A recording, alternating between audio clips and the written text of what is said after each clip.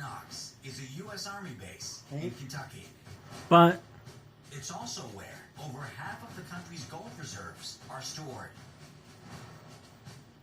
To say that it's one of the most well-guarded and protected places in the U.S. is an understatement. So, when a bright cone-shaped UFO was spotted near here in 1948, the Air National Guard immediately sent a pilot to 1948. That incident became one of the most publicized UFO reports in U.S. history because, sadly, the pilot lost his life pursuing it. Recently, footage of another UFO in the Fort Knox area has surfaced, leaving many to wonder if it has anything to do with the fortified vault building. I've never seen that before. Whoa, what's that?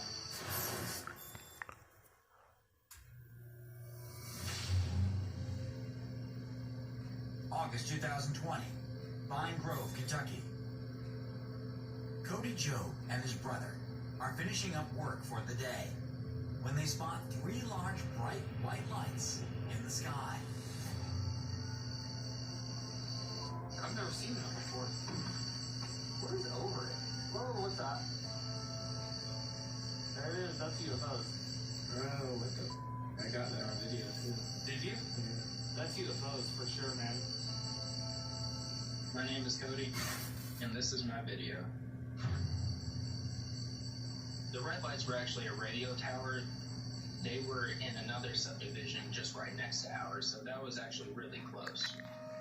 The white lights were probably another 10 miles or so, it seemed like. They were in the general area of Fort Knox. They were a lot further away than those red lights, but they actually seemed brighter than them. That kind of stood out to me too, was how bright they actually were. It's Vine Grove, Kentucky, 2020. Whoa, what's that? I really wasn't sure what they were. We just kind of watched them for a couple of minutes, maybe thinking, you know, they could have been like Chinese lanterns or something like that. Oh, you fell into here? Yeah. Oh, one just appeared again. Oh, look, you can hear these here. They're super bright. As soon as they started appearing and then disappearing and everything, I kind of knew that it was something definitely a little bit different. The silent and curious lights remained in the sky for about 10 minutes after Cody stopped recording. Later, he watched the footage over and over again, trying to figure out what they were, but wasn't able to come up with anything. After watching the video a whole bunch, definitely didn't look like anything like Chinese lanterns or flares or anything like that, so it was definitely like kind of a surreal feeling. But Cody did have a suspicion that whatever it was somehow related to a nearby landmark, namely Fort Knox. That's one of the things that definitely intrigued me too. It was more over towards the Fort Knox area that kind of caught my attention. Just uttering the two words, Fort Knox, you assume that there's going to be technology, military hardware, security in play that maybe this is part of. Maybe this is something that we don't know about or haven't seen yet. Or maybe this is an attempt by some other force to encroach upon those grounds. Fort Knox, as we know, is a home of a lot of gold, which is very valuable to humans.